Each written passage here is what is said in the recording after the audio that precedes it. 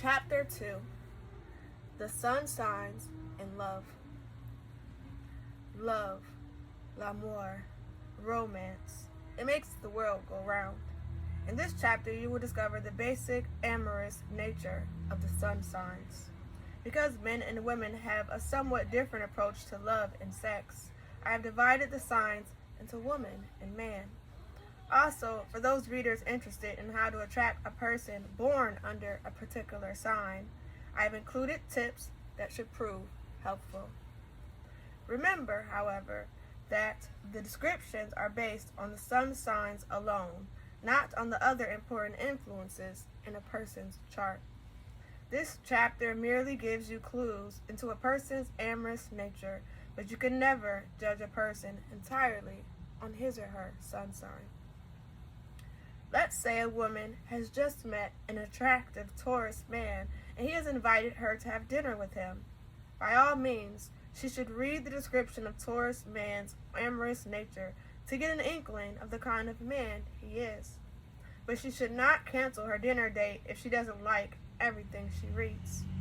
The Taurus she dines with will have other planetary influences in his chart, and he will not exactly match his sun sign description. On the other hand, he is a Taurian, and his basic nature will have the Taurian characteristics. She should go to dinner and find out more about the man. When it comes to l'amour, take a chance.